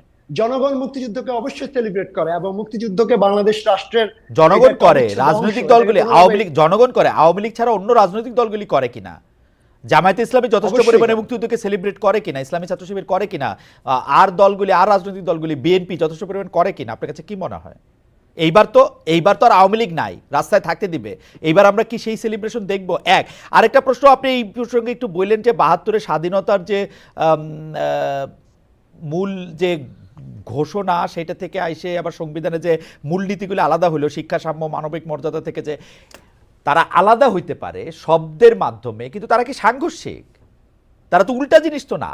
শিক্ষা, সাম্য, মানবিক মর্যাদাকে আমরা যদি নানাভাবে ব্যাখ্যা করতে পারি, সেটার মধ্যে তো করলে তো আমরা ধর্মনিরপেক্ষতা, জাতীয়তাবাদ, গণতন্ত্র, সমাজতন্ত্র এগুলিই পাবো নাকি? একটা বিষয় হচ্ছে, আমরা মনে করি যে ৭১-এর পরে আজকে আমাদের সামনে আরেকটা একটা সম্ভাবনা তৈরি হয়েছে। ৭১ যেভাবে আমাদের একটা সম্ভাবনা তৈরি করছিল একটা নতুন রাষ্ট্র বিনির্মাণের, সকলের লক্ষ লক্ষ মানুষ আত্মত্যাগের বিনিময়ে, সেই আত্মত্যাগকে পদদলিত করে আওয়ামী লীগ সেখানে সকল যুদ্ধের সাথে জড়িত সকল স্টেক হোল্ডারদেরকে বিচ্ছিন্ন করে তারা একটা দলীয় কর্তৃত্ব প্রতিষ্ঠা করেছে এবং একটা সংবিধান প্রণয়ন করেছিল ৭২ সালে, যেটা সম্পূর্ণরূপে এখানে একটা এক ব্যক্তি কেন্দ্রিক সরকার বা শাসন ব্যবস্থা, যেটারই ধারাবাহিকতা গত ফ্যাসিবাদ। ফলে সেই জায়গা থেকে তো আমরা কোনোভাবেই বলতে পারি না সেই সংবিধান আসলে মুক্তিযুদ্ধের সংবিধান ছিল। ফলে মুক্তিযুদ্ধে বরঞ্চ যারা সত্যিকার অর্থে আত্মত্যাগ করেছে তাদেরকে বরঞ্চ এখানে পদদলিত করা হয়েছে এবং তাদেরকে আদারিং করা হয়েছে। পরে আমরা এই ৭১ থেকে ২৪-এর এই যে ধারাবাহিকতা, আমরা সেই ধারাবাহিকতা আজকের দিনে আমরা মনে করি এখানে যে রাজনৈতিক ব্যর্থতাগুলো ছিল সেগুলোকে নতুন করে মূল্যায়ন করে এখানে আবার একটা নতুন করে একটা রাজনৈতিক বন্দোবস্ত নির্মাণ করা সম্ভব, এখানে একটা গণতান্ত্রিক সংবিধান নির্মাণ করা সম্ভব, যেখানে সত্যিকার অর্থে শুধু কাগজে কলমে নয়, ক্ষমতা কাঠামোর মধ্যে এখানে গণতন্ত্র থাকবে, জনগণের ভোটাধিকার থাকবে, জনগণের অধিকার বাস্তবায়নের সকল শর্তগুলো এখানে নিশ্চিত থাকবে। ঠিক আছে, এটা পরিষ্কার। আমি সংবিধান নিয়ে আপনাকে আরেকটা প্রশ্ন করব, আপনি এইটাকে নিয়ে যদি একটু বলেন যে শিক্ষার্থীদের সাধারণভাবে আবার সাধারণ শিক্ষায় ফেরার ক্ষেত্রে মানে আপনারা উদ্যোগ নিচ্ছেন কিনা, শিক্ষার্থীরা ফিরবে কিনা? যদি আমরা গত সপ্তাহখানেক আগে আমরা বৈষম্য বিরোধী ছাত্র আন্দোলন সহ ছাত্র শিবির, ছাত্র দল, ছাত্র ফেডারেশন সহ ক্রিয়াশীল সকল সংগঠনগুলো একত্রিত হয়ে আমরা একটা জাতীয় ছাত্র সংহতি সপ্তাহ পালন করেছিলাম এবং সেখানে আমরা নিজেরা একটা প্রচারপত্র তৈরি করেছিলাম এবং সেটা নিয়ে আমরা ছাত্রদের মধ্যে কাজ করছি। সেটার প্রধান ইয়ে ছিল সংঘর্ষকে না বলা, বিদ্বেষকে না বলা এবং ঐক্য এবং সম্প্রীতির একটি সংহতি স্থাপন করা। সেক্ষেত্রে এটা সত্য যে অভ্যুত্থান ছাত্রদের মধ্যে একটা নতুন জাগরণ তৈরি করেছে এবং ছাত্র রাজনীতির যে গৌরবোজ্জ্বল ইতিহাসকে আমরা সবসময় পাঠ করি, যেটাকে গত ১৫ বছর ছাত্রলীগ বিতর্কিত করেছে প্রবলভাবে, সেটা আবার এই অভ্যুত্থানের মধ্য দিয়ে যেখানে ছাত্র সংগঠন, ছাত্র সমাজের যে ভূমিকা, সেটাকে আবার নতুন করে পুনরুজ্জীবন ঘটিয়েছে।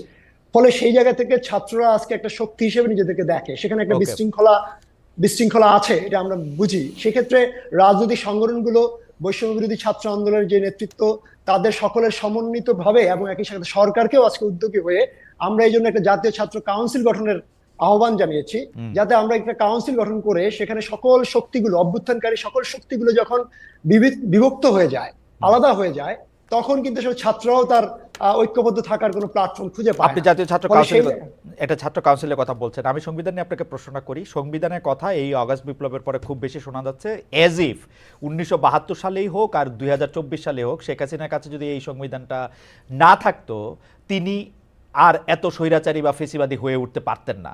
কিন্তু আমি বলি, শেখ হাসিনা যে পরপর তিনটে নির্বাচনকে নানা কায়দায় ইঞ্জিনিয়ারিং করেছেন, এটা কিন্তু উনি সংবিধান মাইনা করেন নাই। তিনি যখন গুম খুন এটা করছেন, তিনি সংবিধান মাইনা করেন নাই।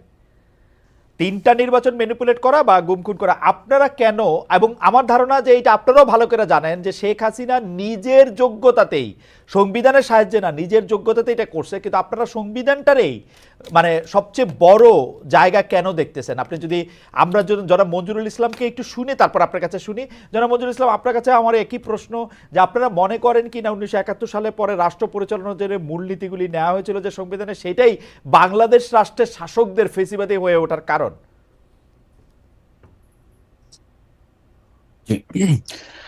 1971 সালে যে মূলনীতিগুলো নেওয়া হয়েছে সেই মূলনীতির আমি মনে করি যে অনেক ক্ষেত্রে কারণ যার যেমন হলো যে আমাদের সংবিধান, সংবিধানের যে দৃষ্টিভঙ্গি বা সংবিধানের যে কথা, সেটার প্র্যাকটিসিং জায়গাটা আমি মনে করি যে আমরা অনেক পেছনে, মানে সেটাকে অনুসরণ করা হয় নাই। আমরা যদি বলি আমাদের বিচার বিভাগের কথা বলি, যে বিচার বিভাগকে সেই স্বাধীনতা দেওয়া হয় নাই, যে এখনো বিচার বিভাগ স্বাধীন মত পেশ করতে পারে না, আমরা দেখে আসছি। কাজেই এই যে এই ধরনের যে একটা বড়, না না, সেটা তো জনাব মঞ্জুরুল ইসলাম, সেটা তো সংবিধানের বিরুদ্ধাচরণ। বাংলাদেশের সংবিধানে এখনো আছে, 72 সালের সংবিধানে আছে বিচার বিভাগ সম্পূর্ণ স্বাধীন থাকবে। এখন নির্বাহী বিভাগ যদি বিচার বিভাগের উপর প্রভাব বিস্তার করে, সে তো সংবিধান মাইনা করতেছে না। জি, এখানে এখানে আমি মনে করি যে আমি সংবিধান বিতর্ক পড়েছি, সংবিধান বিতর্ক সম্পর্কে আমি আপনি বলেন তো যে কোন মূলনীতিগুলির কোনগুলি বাংলাদেশের রাষ্ট্রনায়কদের ফেসিবাদী হয়ে ওঠার কারণ? ধর্মনিরপেক্ষতা, গণতন্ত্র, সমাজতন্ত্র, জাতীয়তাবাদ, কোনটা? এই চারটার মধ্যে কোনটা হ্যাঁ, বাংলাদেশের রাষ্ট্রে যারা ফেসিবাদী হয়েছেন তাদের ফেসিবাদী হয়ে ওঠার কারণ? আমরা শেখ হাসিনাকেই নেই, যে শেখ হাসিনা এই চারটার কোনটারে ব্যবহার করে ফেসিবাদী হয়েছে?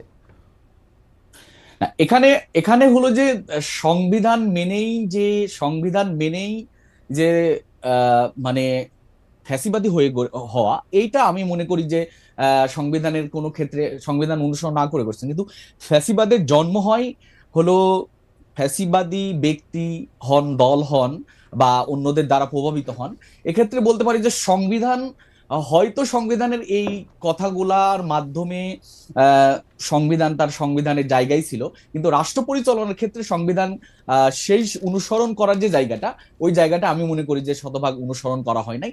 তবে সংবিধানের যে সংস্কারটার কথা এখন আসছে আমি বলে মনে করি, সেই সংস্কারটা এই জন্য মানে কথা আসছে, সেটা হলো যে সংবিধান যখন তৈরি করা হয়, এই সংবিধান তৈরির ক্ষেত্রে এককভাবে আওয়ামী লীগের একক ভূমিকা ছিল। এখানে অন্য কারো স্টেক হোল্ডার বা অন্য কেউ এখানে যুক্ত হয়ে যে সংবিধান তৈরি হওয়ার কথা ছিল, এরকম ছিল না। আমার চাইতে অসংখ্য বেশি এই সংবিধানের ব্যাপারে আপনি ভালো জানেন, এবং সংবিধান বিতর্ক পড়ার পরে আমি এটাই বুঝছি যে আপনি বিতর্ক পড়ছেন, ভালো কথা। আমরা আসেন পয়েন্ট ধরে কথা বলি, কারণ মানে এটা তো একটা বিস্তৃত জিনিস। আমি শুধু জানতে চাইতেছি যে সংবিধানে বিভিন্ন ভাবে চ্যাপ্টার ভাগ করা আছে, ধরেন মৌলিক অধিকার আছে, আপনি বিচার বিভাগ কিভাবে কাজ করবে, আইন বিভাগ কিভাবে কাজ করবে, শাসন বিভাগ কিভাবে কাজ করবে, এরকম আলাদা আলাদা আছে। আমরা শুরুর দিক থেকে আসি যে আমাদের মৌলিক অধিকার কোনটা হবে সেটা নিয়ে বয়ান আছে। তো অনেকেই বলতেছেন যে, আপনিও যেমন এখানে বললেন প্রথমে, যে বাংলাদেশের সংবিধানগুলি যেসব মূলনীতি দেওয়া পরিচালিত, সেই সব মূলনীতিগুলির কারণে একটা মানুষ ফেসিবাদী হয়েছে বা একটা মানুষ ফেসিবাদী হয়েছে। আমরা হাসিনাকেই একটা প্রামাণ্য হিসাবে নেই, এবং আমি আলাদা আলাদা করে বলি, গণতন্ত্র, সমাজতন্ত্র, ধর্মনিরপেক্ষতা, জাতীয়তাবাদ, এই চারটি মূলনীতি আমাদের সংবিধানে আছে। এই চারটা মূলনীতির কোন মূলনীতিটা হাসিনাকে ফেসিবাদী হইতে সাহায্য করছে? আচ্ছা, এখানে এই চারটা মূলনীতি যেখানে নাই, এই চারটা মূলনীতি থাকলেই যে সে ফ্যাসিবাদী হবে ব্যাপারটা এরকম না। আমি মনে করি যে এই চারটা মূলনীতির বাইরেও আরো অনেক রাষ্ট্রবাদী, সে তো ফ্যাসিবাদের উত্থান হচ্ছে, পতন হচ্ছে। কাজে এই সংবিধানটা যদি কমপ্লিটলি অনুসরণ হইতো এবং সেই সংবিধানের মূলনীতিগুলা যদি আমাকে হ্যাঁ, সেই সংবিধানের সেই মূলনীতির জায়গাটা আরো যদি মানে ফ্যাসিবাদদের পরিণতির কথাগুলো যদি স্পষ্ট হতো, তাহলে আমার মনে হয় যে এই জায়গায় ফ্যাসিবাদের এই যে উত্থান হওয়া, এই উত্থানটা হতো না বলে আমি মনে করি। জনাব মঞ্জুরুল ইসলাম, আমি আপনার সাথে একমত। যদি আসলে এই কথাটা আপনি যেটা বলেছেন, এখন আপনি সংবিধান সংস্কারের কথা অনেক বেশি উঠতেছে বলে আমি একটু আপনাকে জানতে চাইতেছি যে, ধরেন আমরা যদি মূলনীতির কথা বলি, চার মূলনীতির কোনটা আপনি আসলে সংস্কার চান, বাদ চান, কি চান আপনি আসলে? বাংলাদেশের সংবিধানটা কি হোক? বাংলাদেশের সংবিধানের ক্ষেত্রে আমরা যদি বলি, এখানে এদেশের মানুষ, জনতা বা এদেশের ধর্মীয় পার্সপেক্টিভ থেকে শুরু করে এদেশের জনগণ যেটা চায় এটা হওয়া উচিত। এক্ষেত্রে এই যে ধর্ম নিরপেক্ষর যে কথাটা আসছে, নিঃসন্দেহে ধর্ম নিরপেক্ষর ব্যাপারে অনেক বড় ডিবেট বা আলোচনা হতে পারে।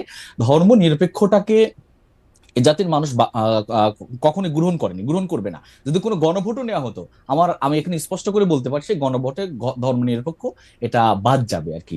এরকম করে আরো যে মূলনীতিগুলো আছে, এই মূলনীতির অনেক বিষয়গুলা এই জাতি বা আমাদের জাতির সত্তার সাথে অনেকটাই বিতর্কিত বলে আমি মনে করি। কাজে সেই জায়গায় সংস্কারটা হওয়া দরকার এবং এটা ইসলাম হলো, আপনি মনে আমি করেন মনে করি যে আমাদের মূলনীতি। আপনি মনে করেন যে হ্যাঁ, ধর্মনিরপেক্ষতাটা বাদ যাওয়া দরকার সংবিধান থেকে? জি। ইসলাম হলো যুক্ত হওয়াটা আমি মনে করি খুবই প্রাসঙ্গিক, কারণ এই ইসলাম হলো যে যে কথাটা আসছে, ইসলাম যদি থাকতো, ইসলাম আমাদেরকে সেই মানে কি বলে আমাদেরকে পিস হওয়ার জন্য, আমাদেরকে শান্ত হওয়ার জন্য, বা ইসলামের যে মূল স্পিরিটটা আমরা এখান থেকে পেতাম আর কি, বা আমাদের সামগ্রিক জাতি এটা পেতো আর কি। আচ্ছা, মানে সংবিধানে নাই বলে সেটা পাচ্ছে না স্পিরিটটা?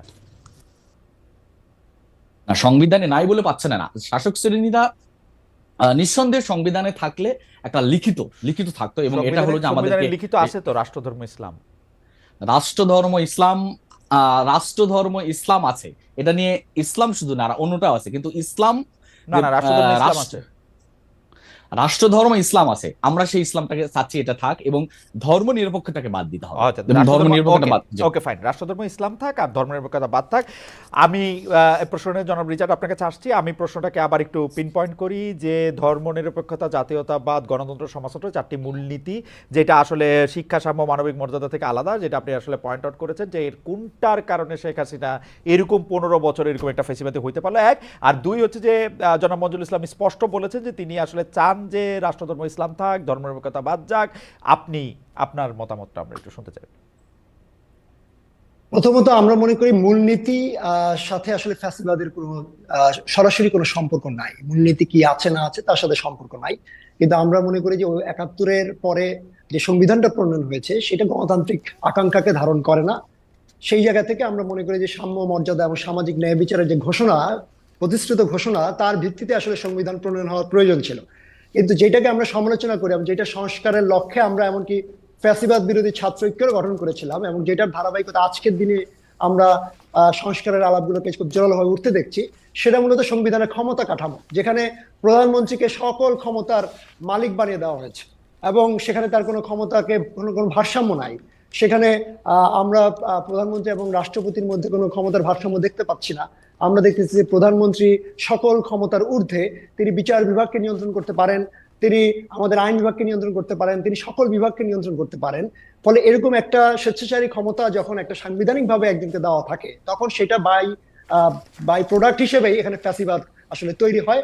এবং শেখ হাসিনা গত 15 বছরে এই সাংবিধানিক এই যে ক্ষমতা কাঠামো, যেটার মধ্যে আসলে ফ্যাসিবাদের বীজ লুকায়িত ছিল, বপিত ছিল, সেটাকে কাজে লাগিয়েছেন। এবং সেটা তত্ত্বাবধায়ক সরকার, যেটা রাজনৈতিকভাবে সকল রাজনৈতিক শক্তিগুলোর 96-এর প্রেক্ষাপটে আন্দোলনের একটা ফসল ছিল, সেটাকে বাতিল করে তিনি আসলে 72-এর সংবিধানে ফিরে যেই ওই ক্ষমতা কাঠামোকে ব্যবহার করে এই ফ্যাসিবাদের কাঠামোতে ফিরে যাওয়া এগিয়েছেন। না। জনাব রিচার্ড সংবিধানটা আবার দেখবেন, 72-এর কাঠামোতে কিন্তু শেখ হাসিনা ফিরা যায় নাই। 72-এর সংবিধানে শেখ হাসিনা যদি ফিরা যাইতো তাইলে কিন্তু, বা মানে 72-এর সংবিধানে যদি শেখ হাসিনা ফিরা যাইতেন তাইলে কিন্তু আমাদের অনেকগুলি ক্ষেত্রেই তিনি এরকমভাবে স্বৈরাচারী জিনিসগুলি করতে পারতেন না। তার পুলিশ, তার র্যাব, তার অন্যান্য বাহিনীগুলিকে ব্যবহার করা যেত না। 72-এর সংবিধান খালি ফলো করলো, সেটা অন্য গল্প। কিন্তু আপনারা মনে করতেছেন যে শেখ হাসিনা যেহেতু তত্ত্বাবধায়ক সরকার ব্যবস্থা বাতিল করছে, যে তত্ত্বাবধায়ক সরকার ব্যবস্থা সংবিধানে আসতে হলো বা দ্বাদশ সংশোধনী দিয়া 96 সালে, সেইটার জন্য এই সংবিধানের আমূল সংস্কার প্রয়োজন।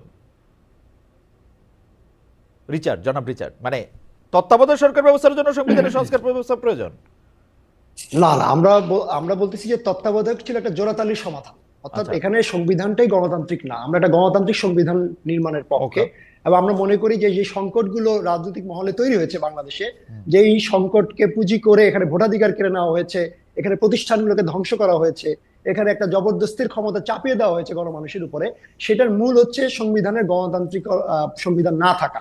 ফলে সংবিধানের যে অগণতান্ত্রিক যে ভিত্তিগুলো, আমরা সেই ভিত্তিগুলোকে আসলে পরিবর্তন করে একটা গণতান্ত্রিক রূপান্তরের দিকে আমরা যাত্রাকে আমরা মনে করি যে একটা স্থায়ী সমাধান।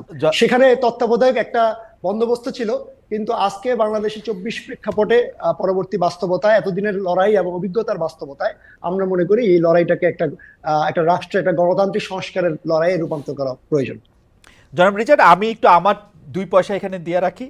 প্রথম কথা হইলো যে সংবিধান দেখা দেখা শেখ হাসিনা ক্ষমতা চালায় নাই। শেখ হাসিনার ক্ষমতা আপনি যখন আইন কানুনের মধ্যে এটা দেখবেন, গত 15 বছরের মানে শাসনে অন্তত 1500 বার তিনি সংবিধান লঙ্ঘন করেছেন। সংবিধানে গুম খুন নির্বাচনকে ম্যানিপুলেশনের কোনো রকম কথা নাই। সংবিধানের মূল কথাটাই তিনি মানেন নাই, যেটার মধ্যে লেখা আছে প্রজাতন্ত্রের মালিক হইল জনগণ, উৎস না কিন্তু।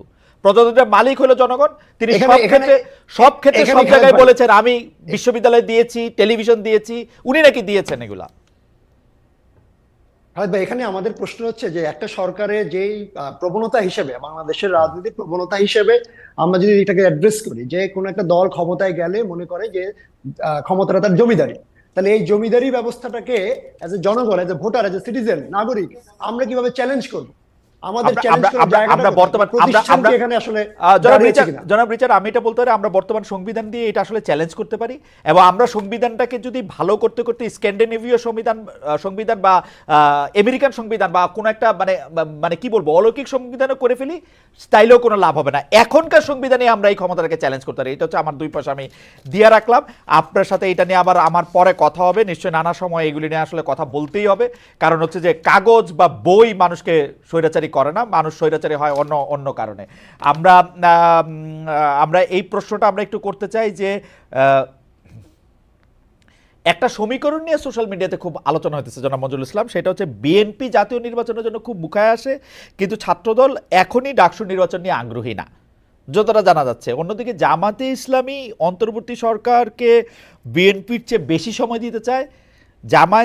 কারণ জামাত এই সরকারের সাথে বেশি ঘনিষ্ঠ। সেক্ষেত্রে ডাকসু নির্বাচন কি আপনারা দ্রুত চান কিনা, কখন চান?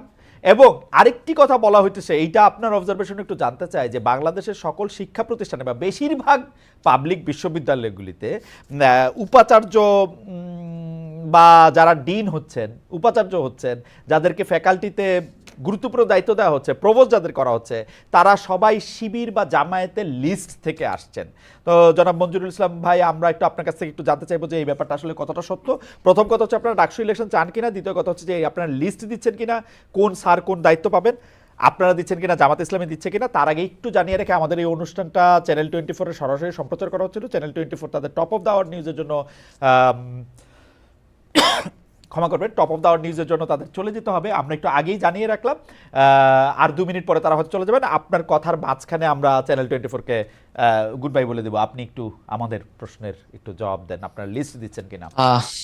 জি, ধন্যবাদ। প্রথম হলো যে এখানে যে অভিযোগগুলো নিয়ে আসা হচ্ছে ছাত্র শিবিরের ব্যাপারে, ছাত্র শিবির আগে ভিসি প্রভিসি বা ক্যাম্পাসগুলার বিভিন্ন ব্যক্তিরা যারা মানে এখন ক্যাম্পাস পরিচালনা করছেন বা প্রশাসনিক, এখানে ছাত্র শিবির লিস্ট দেয়া বা এই জাতীয় যে অভিযোগগুলো আসছে, এগুলা আমি মনে করি সত্য না। ছাত্র শিবির কোনো ক্যাম্পাসে বা প্রশাসনে কাউকে নিয়োগ দেওয়ার এখতিয়ার রাখে না।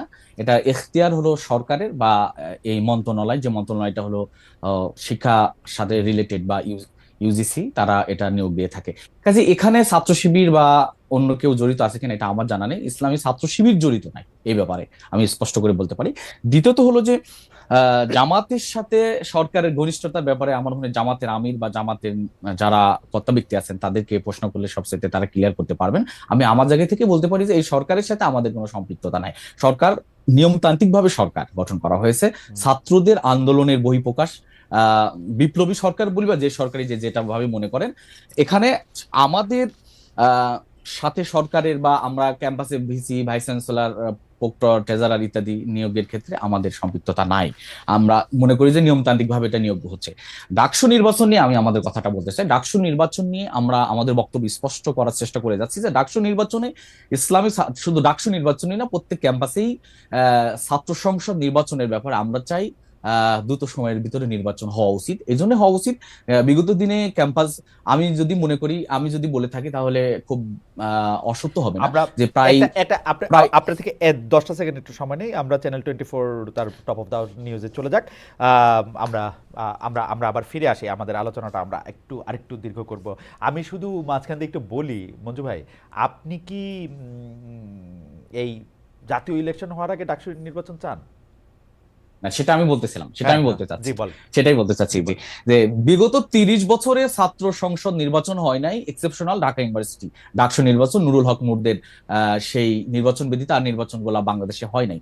যেহেতু ক্যাম্পাস গুলা নতুন উদ্যমে, যেটা মানে ভিসি থেকে শুরু করে নতুন ভাবে স্টার্ট হয়েছে ফ্যাসিবাদের বিদায়ের পর, এবং একটা সুন্দর পরিবেশ দেখা যাচ্ছে, আমরা চাই খুব শর্ট টাইমের ভিতরে ডাকসু নির্বাচন হোক এবং সেই ডাকসু নির্বাচনের মাধ্যমে ছাত্ররা তাদের নির্বাচিত প্রতিনিধি পাক। এটা হলো ইসলামী ছাত্র শিবিরের বয়ান বা বক্তব্য, এবং আমরা এটা চাচ্ছি যে সকল ক্যাম্পাসে হোক এবং দ্রুত সময়ের ভিতরে হোক। টাইম লিমিট করে আমরা বলছি না এত টাইমের ভিতরে দিতে হবে, তবে আমরা চাচ্ছি যে দ্রুত সময় হলেই ভালো হয়।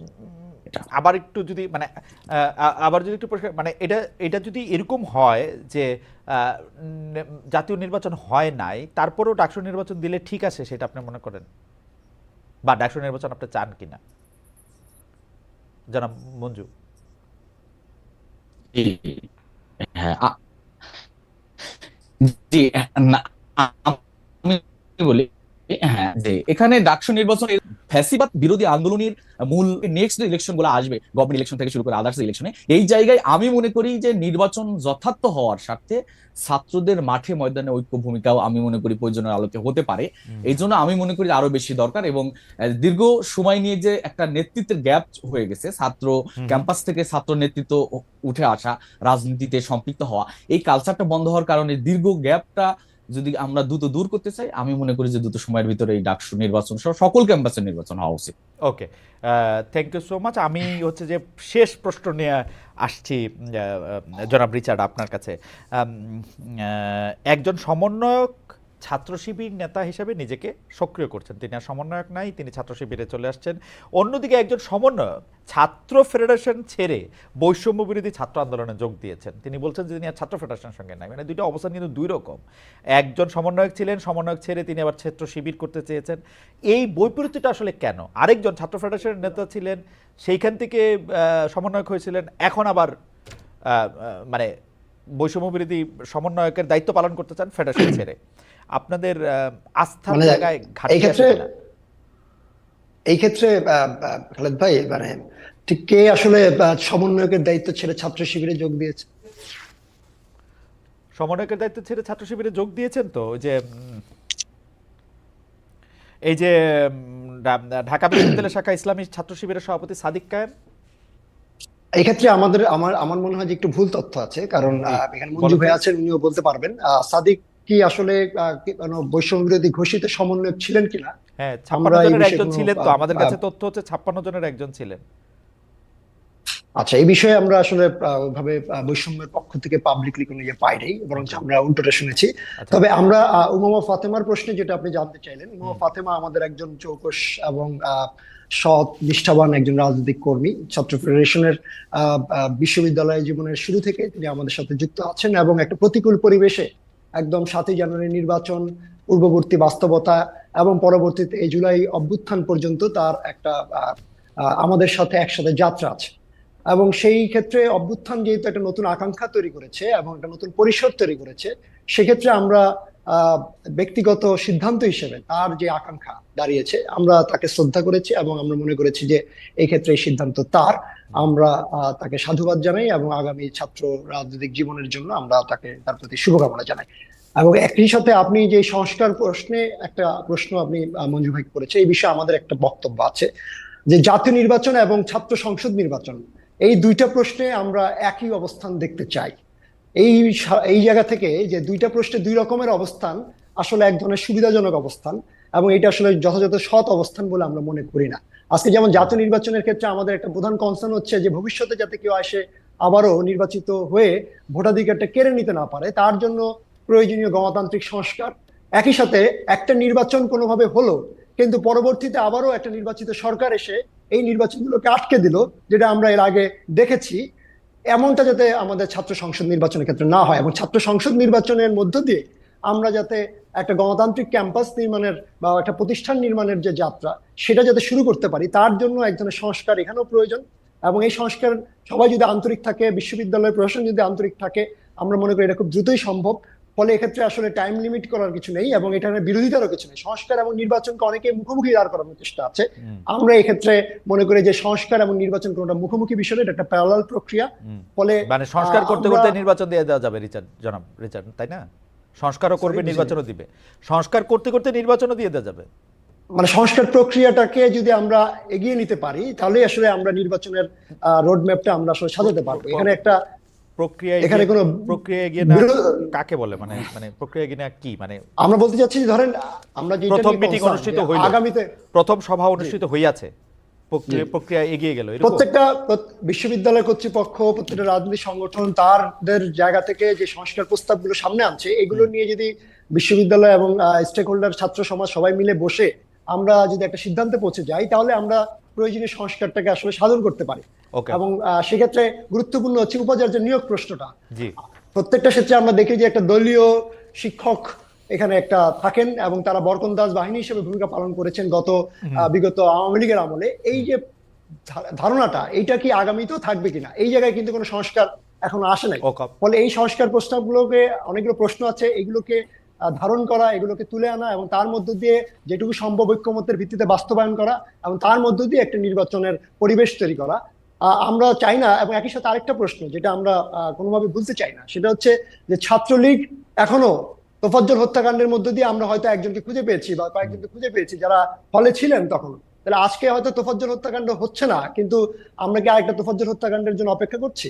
অর্থাৎ ছাত্র লীগের এরকম অনেক হত্যাকারীরা বা এই দীর্ঘদিন ধরে 18 সালের আগে বা পরে এত বছর ধরে যারা বিভিন্ন পরিচয়ে, ছাত্রলীগের পরিচয়ে বিভিন্ন বিরোধী রাজনৈতিক দলগুলোর উপরে হামলা, আক্রমণ চালিয়েছেন, দমন করেছেন, তারা তো এখনো সাধারণ শিক্ষার্থী হিসেবে হলে হলে আছেন। তাহলে তাদের বিচার, গ্রেফতারের প্রক্রিয়াটা আসলে কোথায়? আমার মনে জনাব রিচার্ড, আপনাকে ধন্যবাদ। জনাব মঞ্জুরুল ইসলাম, আপনি কি 20 সেকেন্ড বলতে চান? আমাদের অনুষ্ঠান শেষ, তবুও যেহেতু দুটি গুরুত্বপূর্ণ বিষয় সামনে এনেছেন জনাব রিচার্ড, যে একই রকম হওয়া উচিত দৃষ্টিভঙ্গি। জি জি জি জি এখানে সংস্কার তো নিঃসন্দেহে সংস্কারটা হওয়া উচিত, তবে সংস্কার মানে কতটুকু হতে হবে বা কতটুকু সংস্কার হওয়া উচিত এ নিয়ে আমার মনে হয় সংলাপ হতে পারে। সংলাপের মাধ্যমে সংস্কার প্রক্রিয়া শেষ। নিঃসন্দেহে বিগত 30 বছরে তো এই ধরনের সংস্কার হয়নি।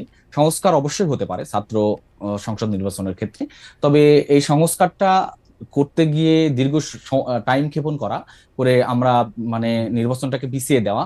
এবং আরেকটা কথা যুক্ত করে ফেলি, সেটা হলো যে যদি গভর্নমেন্ট ইলেকশন হয়ে যায়, বিগত দিনের মেসেজগুলো আমাদের সুখকর ছিল না। যে যদি কোনো সরকার ফরমেশন করে তাহলে যেটা দেখা যায় যে সরকারের একটা নিয়ন্ত্রণ থাকে।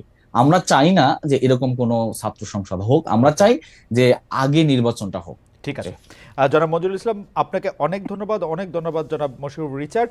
আমরা মশিউর রহমান খান রিচার্ড, আপনার নামটিও আসলে আজকে সোশ্যাল মিডিয়াতে খুব আগ্রহ দীপ্ত নাম হয়েছে, যে মশিউর রহমান খান আবার রিচার্ড। যাই হোক, আপনারা দুজনই খুব সুন্দরভাবে, চমৎকারভাবে আলোচনা অংশগ্রহণ করেছেন। জনাব মঞ্জুরুল ইসলাম এবং জনাব মশিউর রহমান খান রিচার্ড, আপনাদের দুজনকে অনেক ধন্যবাদ। দর্শক, আমরা আগামী সপ্তাহে অন্য অতিথিদের নিয়ে আসবো। সেই পর্যন্ত আপনাদেরকে অনেক অনেক ধন্যবাদ এবং শুভেচ্ছা। ধন্যবাদ।